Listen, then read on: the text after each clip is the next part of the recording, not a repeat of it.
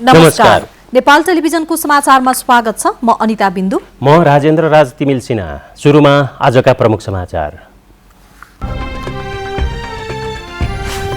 काठमाडौँ उपत्यकामा तुवालो सहित उच्च वायु प्रदूषण, सकेसम्म घर बाहिर ननिस्कन नेपाल सरकारको आग्रह। आँखा, मुटु र फोक्सोमा असर गर्न सक्ने। प्रतिनिधि सभा विघटन विवादमा सर्वोच्चमा भोलि सुनवाई सुरु हुने। एमिकस क्युरीमा पहिलो पटक महिला वरिष्ठ अधिवक्ता चयन। गण्डकी प्रदेश सभाको पहिलो विशेष अधिवेशनमा राजनीतिक परिस्थितिबारे छलफल। प्रदेश नम्बर 2 मा नेकपा संसदीय दलका नेता परिवर्तन। कोरोना संक्रमित रिपोर्ट भएका यात्रीलाई नेपाल पठाउने। नेपाल वायु सेवाका कर्मचारी दण्डित। होटल क्वारेन्टिनमा बसेका 54 जनाको खर्च भराइयो। काठमाडौँ उपत्यका सहित प्रमुख शहरहरूमा घातक हावा रहेको नेपाल सरकारले पुष्टि गरेको छ। वायु प्रदूषण अत्यधिक भएसँगै घर बाहिर ननिस्कन सरकारको वातावरण विभागले जनतालाई आग्रह गरेको छ। मौसममा सुधार नआएसम्म यही अवस्था रहने पनि वातावरण विभागको भनाइ छ। एक रिपोर्ट।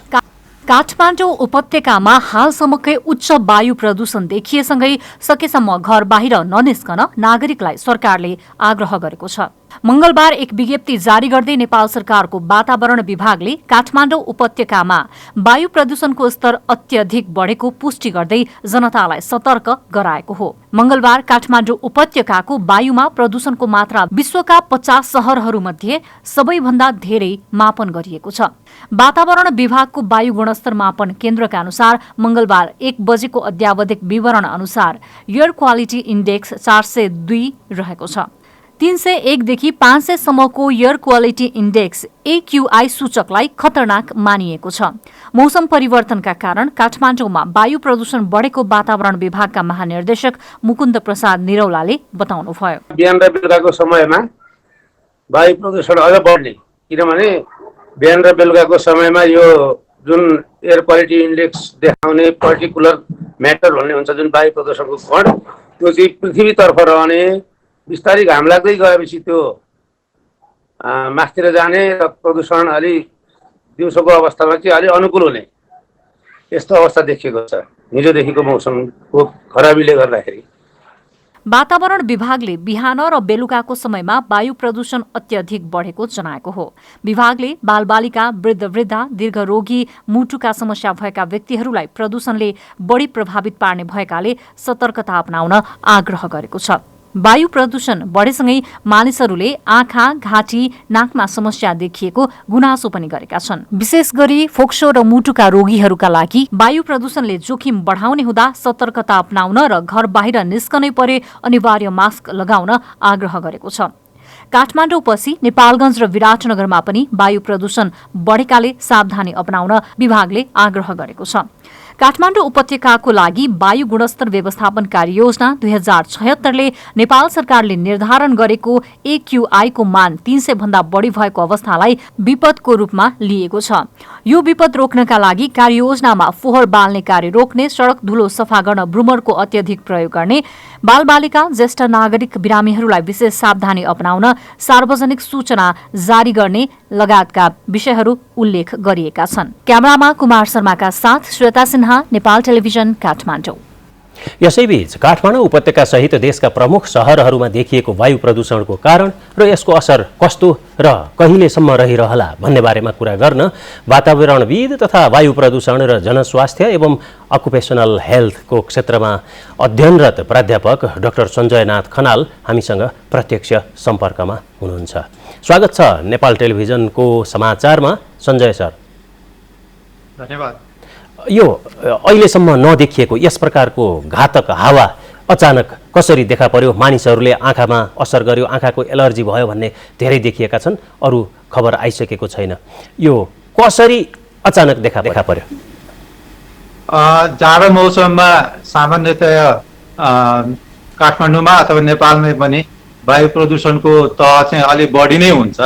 खास गरिकन अरू दिनहरूमा हामीले हेऱ्यौँ भनेदेखि यो एयर क्वालिटी इन्डेक्स चाहिँ 170-80 सम्म पुगेको देखिन्थ्यो।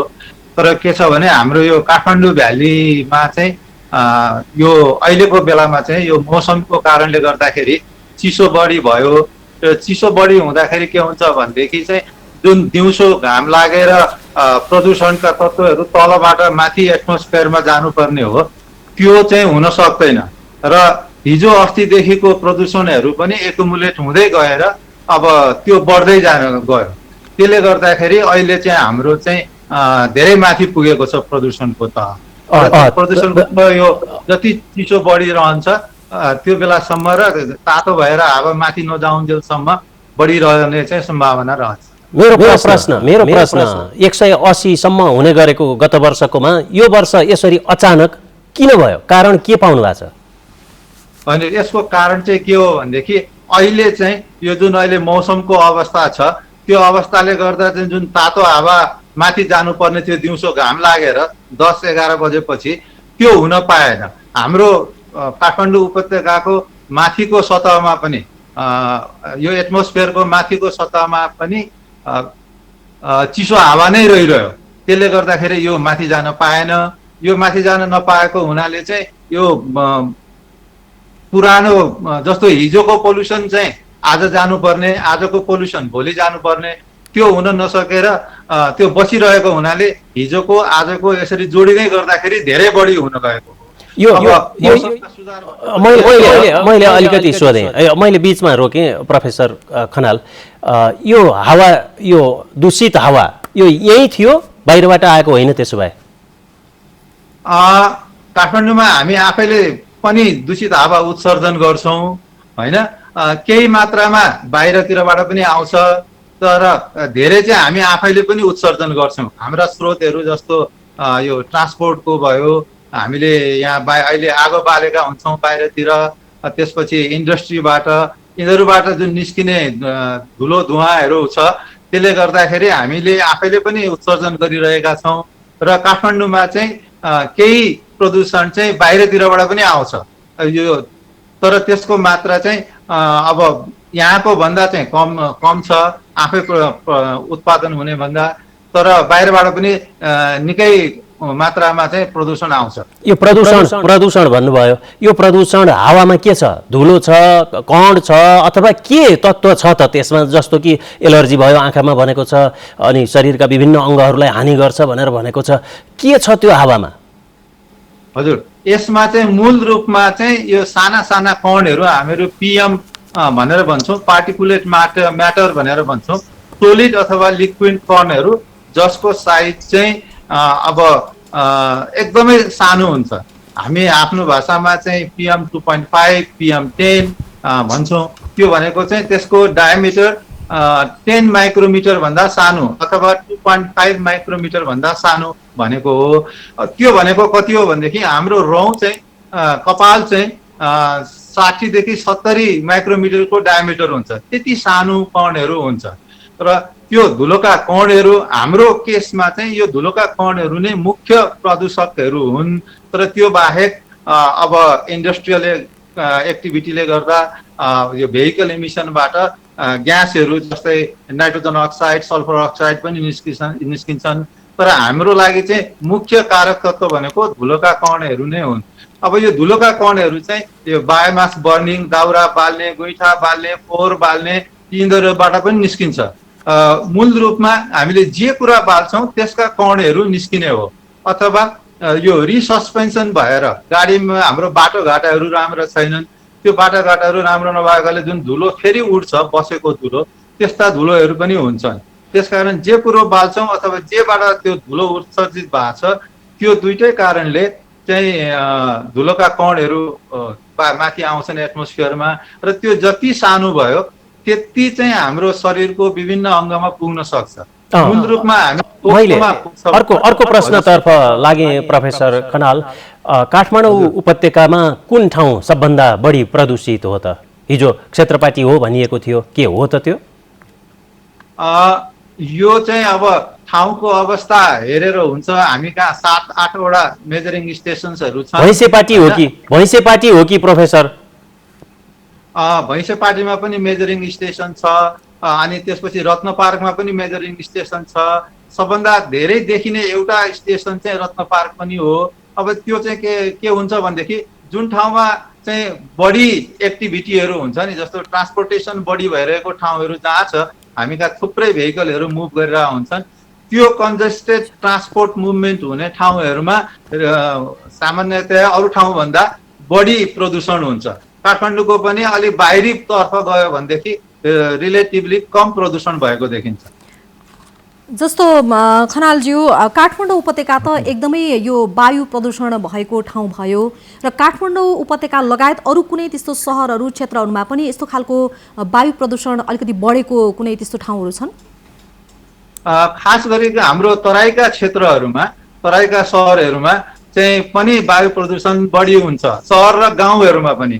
किनभने तराईमा हामी धेरै अब आगो बालेर न्यानो हुने उसमा पनि काम पनि गर्छौँ र चाहिँ तराईमा इन्डस्ट्रीहरू पनि धेरै छ र तराईमा चाहिँ काठमाडौँमा भन्दा पनि बढी, जस्तो अब हाम्रो तराई र इन्डियाको जुन एडजोइनिङ एरियाजहरू छ त्यहाँ भएका इन्डस्ट्रियल एक्टिभिटिजहरूले गर्दाखेरि पनि तराईमा चाहिँ त्यो पोल्युसनको लेभल बढी हुन्छ र खास गरिकन जहाँ इन्डस्ट्रियल एक्टिभिटिजहरू बढी छन्, सहरी क्षेत्रहरू जस्तो विराटनगरको क्षेत्र भयो, नेपालगञ्जको क्षेत्र भयो, लुम्बिनीको क्षेत्र भयो, यी क्षेत्रहरूमा र अन्य ठाउँहरूमा पनि तराईमा चाहिँ किनभने चिसोले गर्दाखेरि त्यो प्रदूषणको मात्रा चाहिँ बढी भइरहेको। जस्तो प्राध्यापक खनालज्यू, मैले एकदम छोटकरीमा यही विषयमा यहाँले अनुसन्धान पनि गरिरहनु भएको छ। यो खालको वायु प्रदूषण भइरहँदाखेरि अब यसलाई कम गराउन अथवा न्यूनीकरण गर्नको लागि के कस्तो सुझाव एकदमै छोटकरीमा चाहिँ यहाँबाट जान्न चाहे?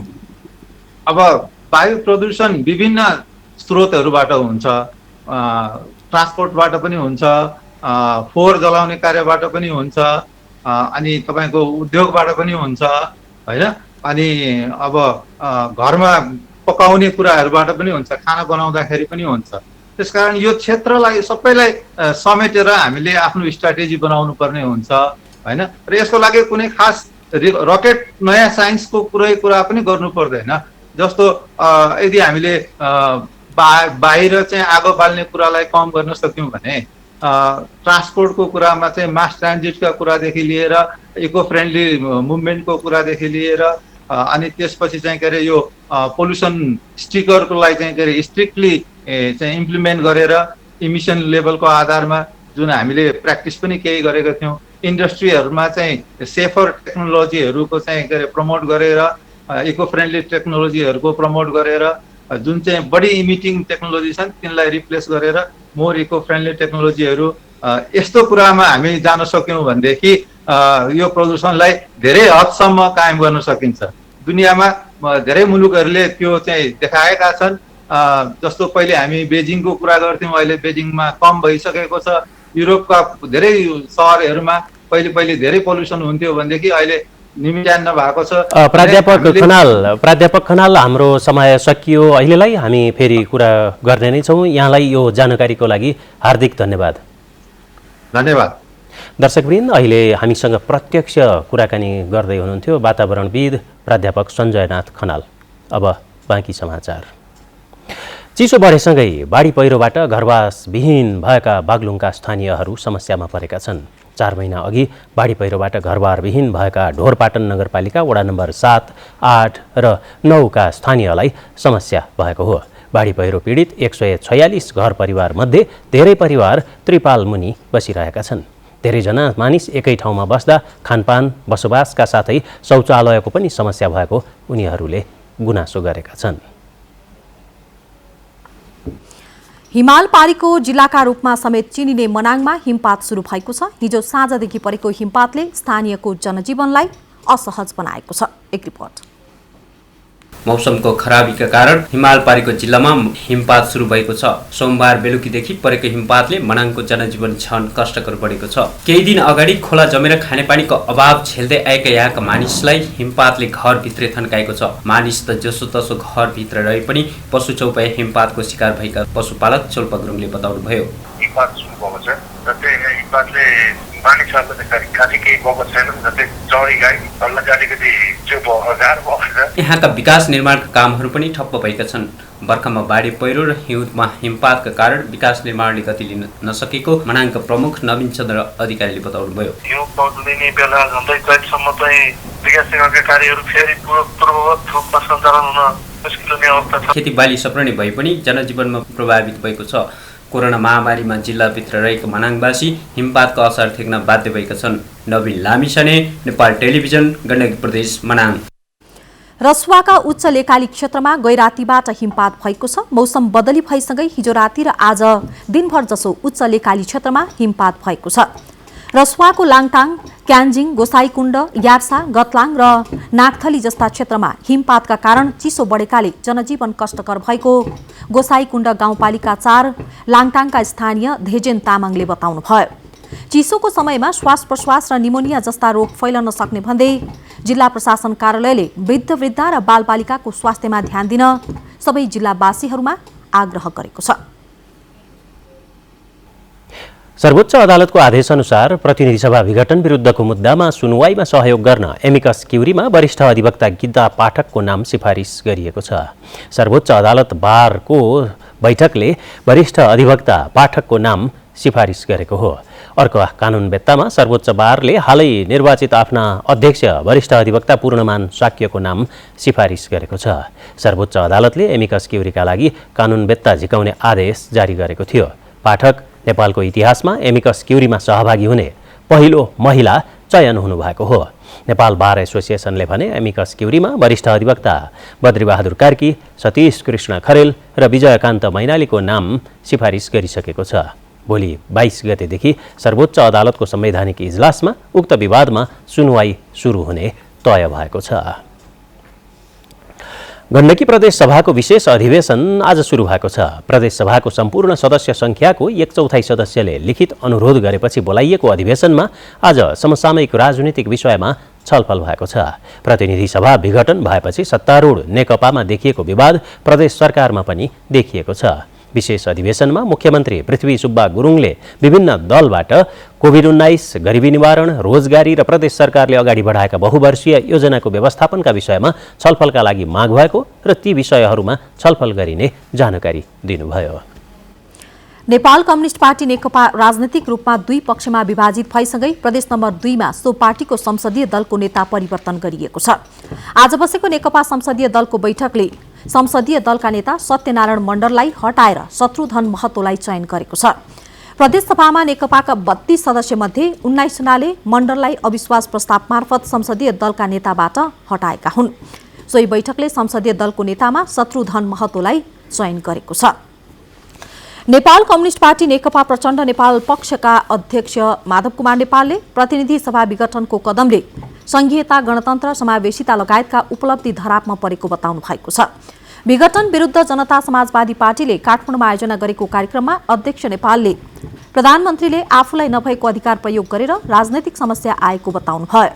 नेपाली कांग्रेसका वरिष्ठ नेता रामचन्द्र पौडेलले प्रतिनिधि सभा विघटनको काम गरेर प्रधानमन्त्रीले आफ्नो अयोग्यता देखाएको बताउनुभयो। जनता समाजवादीका अध्यक्ष उपेन्द्र यादवले संविधानले कुनै पनि हालतमा प्रधानमन्त्रीलाई संसद विघटनको अधिकार नदिएको बताउनुभयो। जसले गणतन्त्र जन्मायो उनलाई गणतन्त्रप्रतिको माया हुन्छ। त्यसो हुनाले उहाँ गणतन्त्र प्रेमी होइन, उहाँ संघीयता प्रेमी होइन, उहाँ समावेशिता प्रेमी होइन। यसमा कुनै दुविधा छैन। दुर्भाग्य के भएको छ भने नेताहरू महत्वाकांक्षाको पनि एउटा सीमा हुन्छ। अनि आफ्नो महत्वाकांक्षामा आज पुग्यो भनेदेखि आफ्नो पार्टीभित्रको झगडा पनि त्यही प्रतिनिधि सभामाथि पुग्ने रिस छैन। अब चाहिँ उता कतातिरको पनि त्यसैमाथि पुग्ने, आफ्नो अयोग्यताको त्यो पनि त्यही माथि पुग्ने, यो किसिमको यो के भने यो लोकतन्त्र हो कि ठालु तन्त्र हो, म त बुझ्न सकिरहेको थिइनँ। संसदीय सम्प्रभुताको मान्यता विपरीत असंवैधानिक ढङ्गबाट प्रतिनिधि सभाको 5 वर्षसम्म प्रतिनिधित्व गर्न पाउने हकबाट सांसदहरू वञ्चित भएका छन्। पछिल्लो 24 घण्टामा देशभर 522 जनामा कोरोना संक्रमण पुष्टि भएको छ। स्वास्थ्य तथा जनसङ्ख्या मन्त्रालयका अनुसार पछिल्लो 24 घण्टामा 578 जना संक्रमण मुक्त भएका छन् भने 8 जनाको मृत्यु भएको छ। पछिल्लो 24 घण्टामा देशभर 522 जनामा कोरोना संक्रमण पुष्टि भएको छ।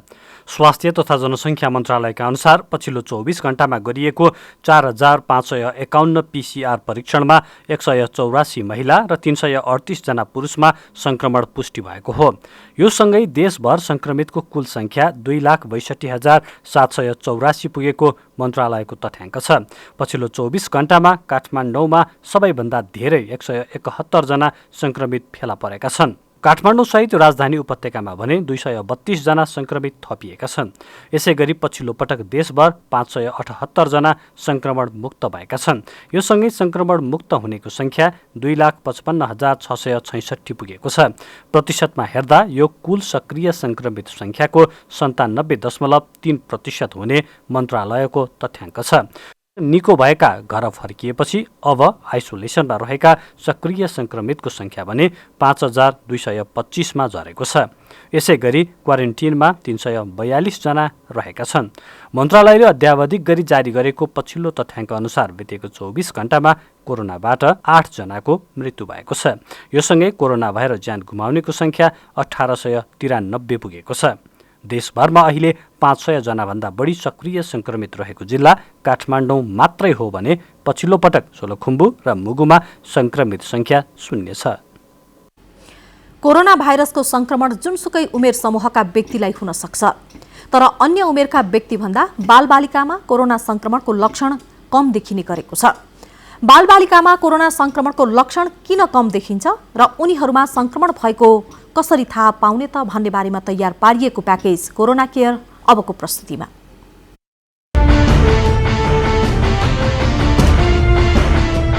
अन्य उमेर समूहका व्यक्ति जस्तै बालबालिका पनि कोरोना भाइरसको जोखिममा छन्।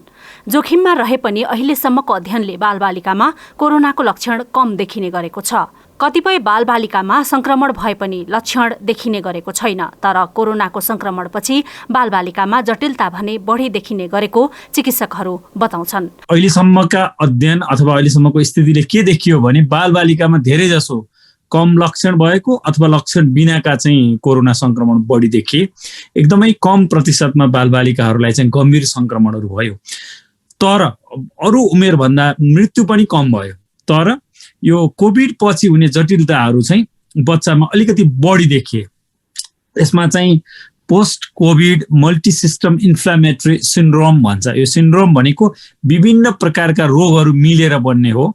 त्यो चाहिँ तपाईँको शरीरका विभिन्न अङ्ग प्रणालीहरूलाई चाहिँ असर गरेर विभिन्न प्रकारका मल्टिपल अर्गानहरूलाई गरेर आउने यस्ता जटिलताहरू। अब जस्तो अहिले हाम्रो हिसाबले भन्दा हाम्रो कान्ति बाल अस्पतालमै दैनिक एकजनाको हिसाबले दिन करिब चाहिँ त्यो दिनको कहिले 2 जना 3 जना सकमा आउनु भएको, हार्ट फेलियर भएर आउनु भएको जस्ता जटिलताहरू पोस्ट कोभिड मल्टिसिस्टम इन्फ्लामेटरी सिन्ड्रोम। उहाँहरूको धेरै जसो के थियो, अभिभावकलाई कोभिड थियो अथवा कुनै कोभिडसँग कन्ट्याक्ट थियो। उहाँहरू चाहिँ पिसिआर टेस्ट गर्दा एन्टिजेन चाहिँ तपाईँको नेगेटिभ थियो तर एन्टिबडी पोजिटिभ थियो। भन्नाको मतलब जटिलताको हिसाबले आउनु भएको छ। विश्वमै बालबालिकामा कोरोना संक्रमण दर अन्य उमेर समूहमा भन्दा कम देखिएको छ। संक्रमण कम देखिनुमा धेरै कुरामा भर पर्ने गरेको चिकित्सकहरू बताउँछन्। बालबालिकाको स्वाब सङ्कलन गर्न सहज नहुने र कम लक्षण देखिने गरेकाले अभिभावकहरूले पनि तत्काल परीक्षण गर्न लैजाने गरेको पाइँदैन। त्यसैले पनि बालबालिकामा संक्रमण दर कम देखिएको हो। त्यसैगरी विद्यालय बन्द हुँदा धेरै बालबालिका घरभित्रै बसेका कारण पनि संक्रमण कम देखिएको हुन सक्ने चिकित्सकहरूको भनाइ छ। स्वाब कलेक्सन पनि च्यालेन्जिङ छ। बच्चाले त्यो जुन वयस्कले जस्तै एडल्टले जस्तै चाहिँ कोअपरेट गरेर स्वाब लिन गाह्रो हुन्छ धेरै जसो अवस्थामा। त्यो एउटा कारण पनि हुन सक्छ। हामीले अहिले गरिरहेको यो टेस्टको सेन्सिटिभिटी हामी भन्छौँ पोजिटिभबाट जब पोजिटिभ छुट्याउने दर करिब 70% 67% भन्छ, त्यो हाराहारीमा छ। पोजिटिभ भएकै मध्ये पनि हामीले 30% मिस गर्न सक्छौँ।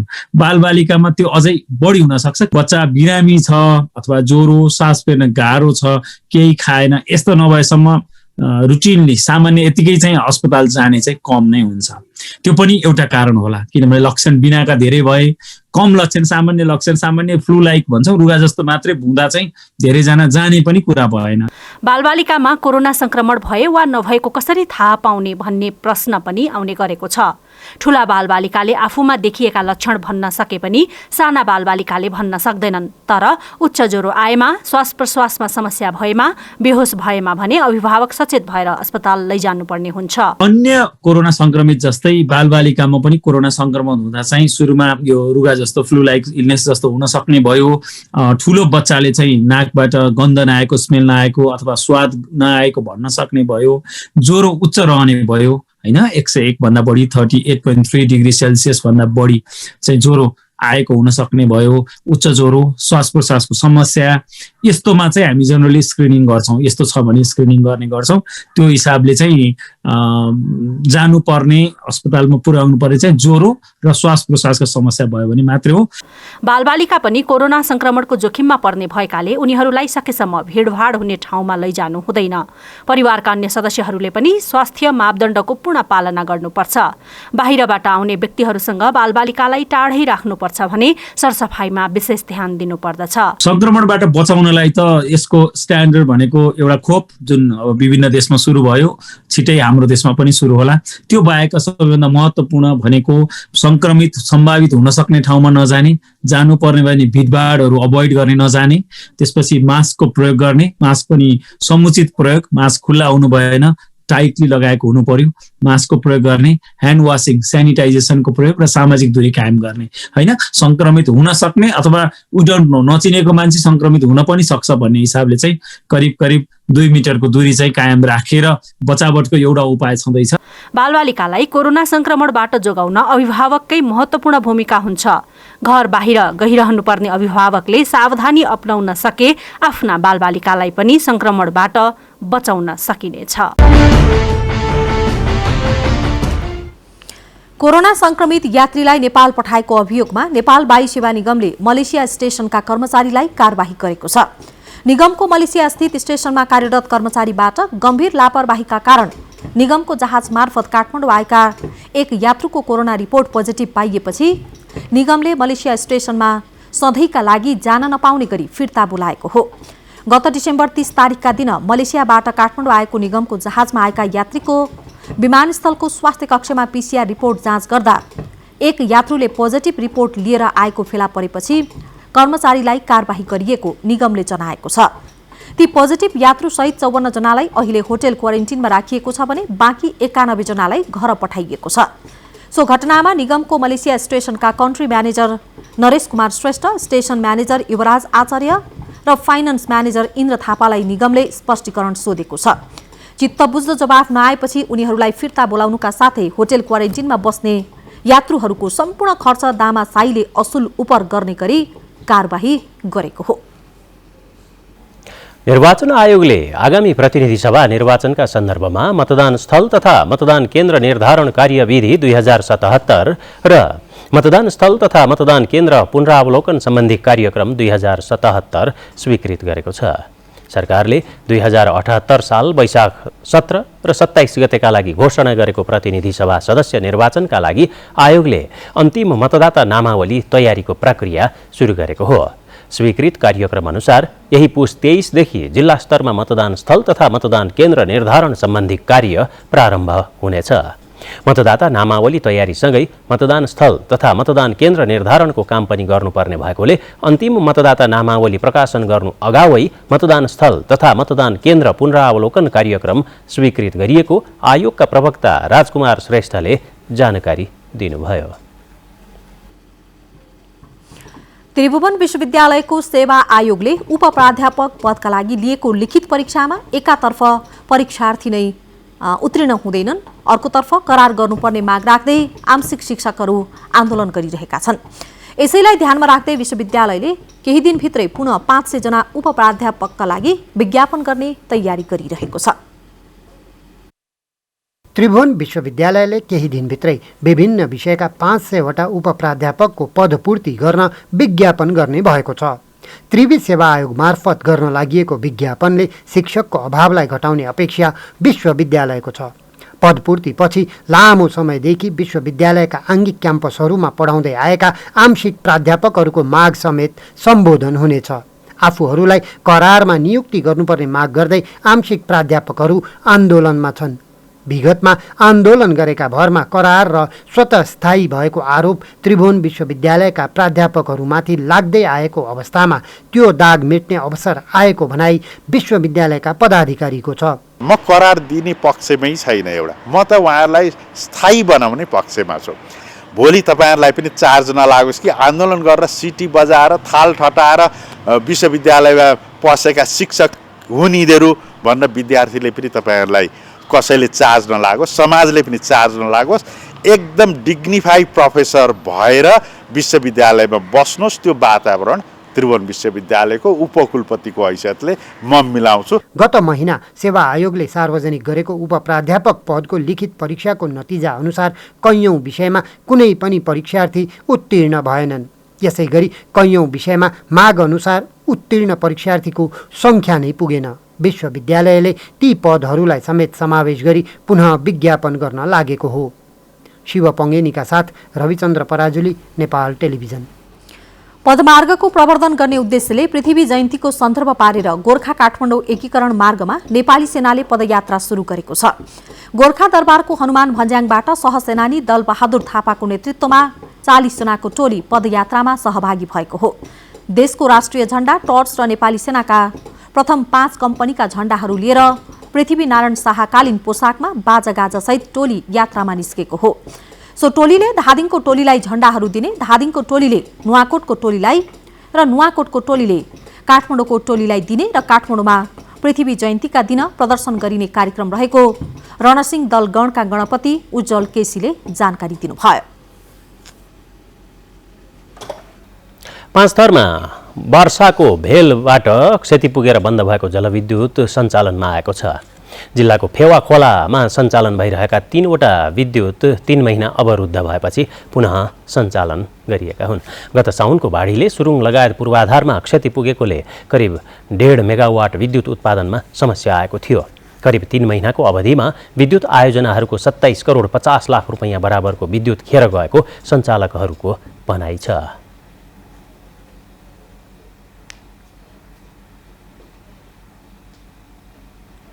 कोभिड-19 को विषम परिस्थितिपछि देशमा चलचित्र हलहरूमा चलचित्र प्रदर्शन हुने भएका छन्।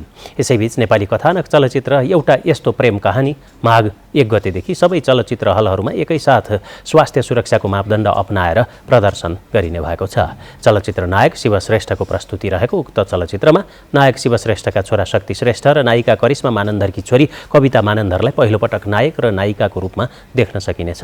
फिस्टेज मुभिज इन्टरटेनमेन्टको ब्यानरमा निर्माण गरिएको चलचित्रको निर्देशन दिपेश सापकोटाले गर्नुभएको छ भने सङ्गीत निर्देशन वसन्त सापकोटाको। सोही सन्दर्भमा आज काठमाडौँमा चलचित्रको पोस्टर र गीत सार्वजनिक गरियो। चलचित्र निर्माता शिव श्रेष्ठ र यशोदा राईले स्वास्थ्य सुरक्षाको मापदण्ड पालना गर्दै चलचित्र प्रदर्शनको तयारी गरिएको बताउनु भएको थियो। सरकारले तोकेको न्यूनतम समर्थन मूल्यमा बारा जिल्लामा धान खरिद कार्य सुरु भएको छ। बाराका 5वटा सहकारीले समर्थन मूल्यमा धान खरिद गर्न कार्यादेश लिएका भए तापनि हाल 3वटा संस्थाले धान खरिद सुरु गरेका हुन्। धान खरिदका लागि सरकारले स्थानीय सहकारीलाई जिम्मा दिएर राम्रो भएको किसानको भनाइ छ। सरकारले मोटा धानको प्रति क्विन्टल 2735 र मध्यम धानको 2885 रुपैयाँ न्यूनतम समर्थन मूल्य निर्धारण गरेको छ। किसानको धान समर्थन मूल्यमा खरिद गरे बापत प्रति क्विन्टल 112 रुपैयाँ सहकारीलाई अनुदान दिने व्यवस्था सरकारले गरेको छ।